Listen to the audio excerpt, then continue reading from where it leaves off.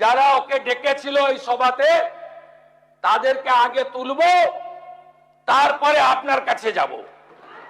আপনাকে এইভাবে ধমক হুমকি বেপরোয়া লাগাম ছাড়া কথা বলতে দেব না, দেব না, দেব না। আর আমি এক সপ্তাহ পরে মুর্শিদাবাদে যাচ্ছি।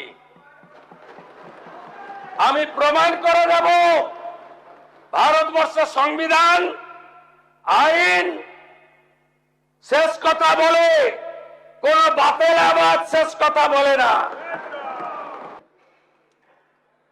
একটি গুরুতর এবং অত্যন্ত অ্যালার্মিং বিষয়ে আজকে সবাই যখন মিলিত হয় তখন পয়েন্ট অফ অর্ডারের মাধ্যমে মাননীয় বিধায়ক নাগরাকাটা, সম্মানীয় পুনা ভাংরা,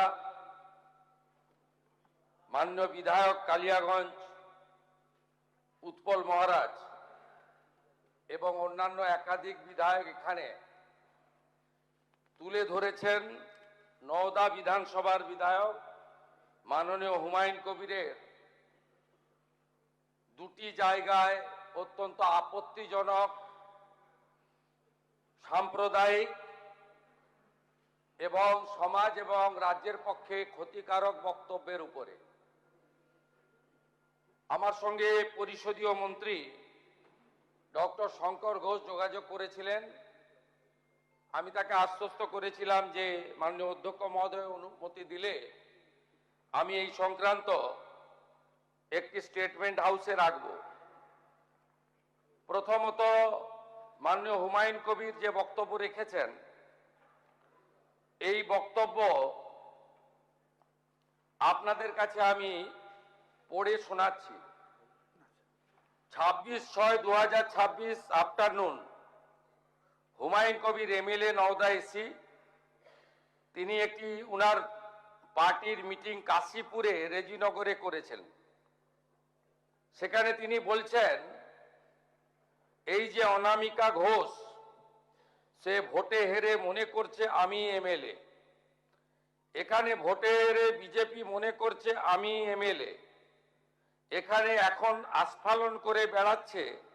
তা আমি শুভেন্দু অধিকারীকে সেদিন বলেছি যে আপনি ভোটে জিতেছেন, আপনার দল জিতেছে, খুব ভালো কথা, কিন্তু মুর্শিদাবাদে আস্ফালনটা একটু কম করবেন।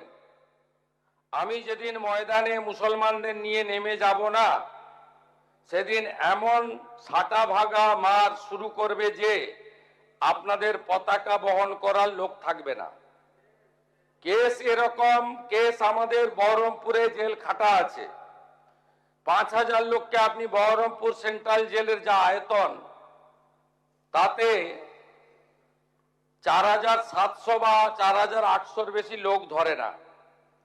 লাখে লাখে লোককে রাস্তায় নিয়ে নামাবো আর সাটা ভাঙা মার দেব আর জেলে যাব। কদিন জেলে আটকে রাখতে পারবেন, কত খাওয়াতে পারবেন দেখব। লিমিট যেদিন ক্রস হয়ে যায় না, মাথাটা যেদিন গরম হয়ে যায় সেদিন আমি এসপি বুঝবো না, চিফ মিনিস্টারে বুঝবো না, আর কে কোথায় থাকলো আর কে কোথায় থাকলো না ওসব বুঝবো না। আমি নিজেই নেতৃত্ব দিয়ে দাঁড়াবো। এটা একটা ইনসিডেন্ট 1।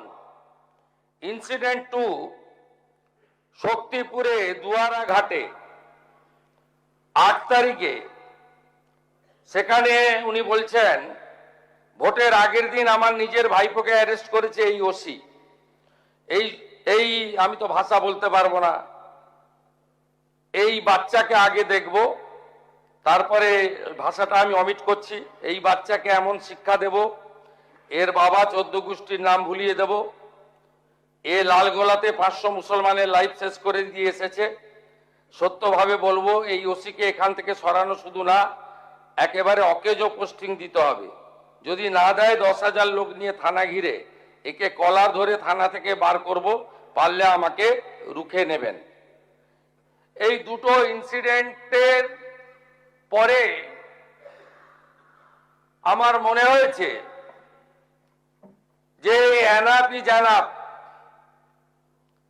সময় এসেছে এই ধরনের লোককে সবক শেখানোর। আপনাকে আমি পরিষ্কার বলছি, মমতা ব্যানার্জি মুখ্যমন্ত্রী নন।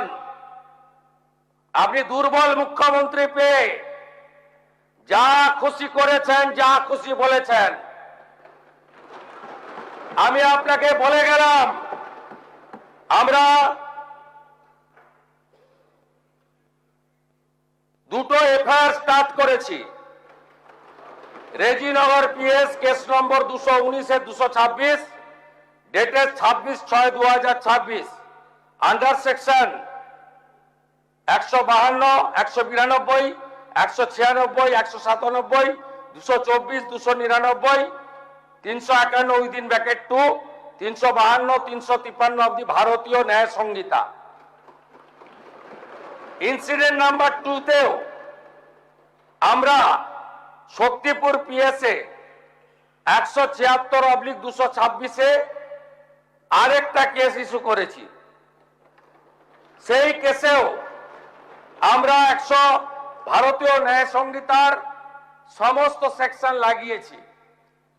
এবং আমি আপনাদেরকে অ্যাসিওর করছি, এত বড় ক্ষমতা আপনাকে কেউ দেয়নি।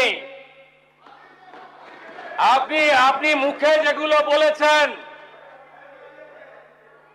আপনাকে আমি বলে গেলাম, আপনি কেন করছেন আমি জানি। আপনি কেন করছেন রাজনৈতিক কারণটা আমি জানি।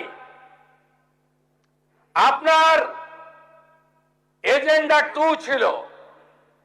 1 এজেন্ডা ভরতপুর, রেজিনগর, নওদায় সব নির্বাচিত পঞ্চায়েত যে দলেরই হোক ভেঙে আপনার পার্টিতে নিয়ে যাওয়া। আপনি সেটা করতে পারছেন না। আর দ্বিতীয় হচ্ছে, আপনি 2টো সিটে জিতেছেন, নিয়ম মেনে একটাই রিজাইন করেছেন রেজিনগর। আগামী 2-3 মাসের মধ্যে উপনির্বাচন হবে, আপনি আপনার ছেলেকে জেতাতে চাইছেন। 72% মুসলিম আছে, মুসলিম ভোটকে কনসলিডেট করার জন্য আপনি এই খেলাটা খেলছেন। আপনি কান খুলে শুনে রাখুন, আপনাকে এইভাবে ধমক হুমকি, বেপরোয়া, লাগাম ছাড়া কথা বলতে দেব না, দেব না, দেব না। আপনাকে আমি শুধু 3টে উদাহরণ দিলাম। সন্দেশখালীতে একজন ছিল,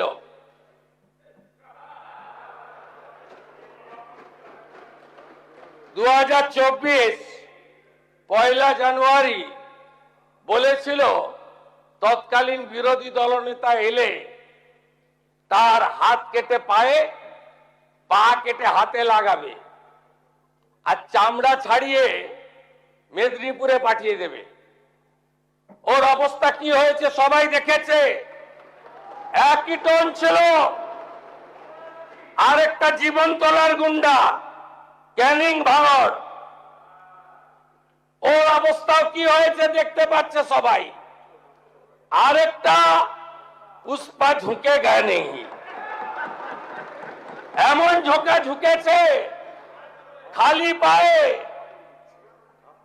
ছোট প্যান্ট পরে, কান ধরে উঠবস করতে করতে যাচ্ছে। আপনাকে আমি বলে গেলাম, পুলিশ তার ব্যবস্থা নেবে। আর আমি 1 সপ্তাহ পরে মুর্শিদাবাদে যাচ্ছি। আমি প্রমাণ করে দেব ভারতবর্ষের সংবিধান, আইন শেষ কথা বলে, কোন বাতেল আবাদ শেষ কথা বলে না। আপনাকে সংযত হওয়ার, সতর্ক হওয়ার, এই ধরনের কথা প্রত্যাহার করার এবং ভবিষ্যতে এই ধরনের কথা বলার আগে 25 বার ভাবার হুঁশিয়ারি দিয়ে আমি সবাইকে আশ্বস্ত করছি, আপনারা ভাবছেন কেস হয়েছে, অ্যাকশন কবে হবে? যারা ওকে ডেকেছিল এই সভাতে তাদেরকে আগে তুলবো, তারপরে আপনার কাছে যাব। যা করার করব, আমি আশ্বস্ত করছি আপনাদের। আপনি ধরে রাখুন, এটা ওর শেষ বক্তব্য, ধরে রাখতে পারেন। এ সরকার আইনের শাসন প্রতিষ্ঠা করবে, গুন্ডাদের শাসন সমাপ্ত করবে, নিশ্চিন্ত থাকুন। সবাই ভালো থাকবেন, ধন্যবাদ।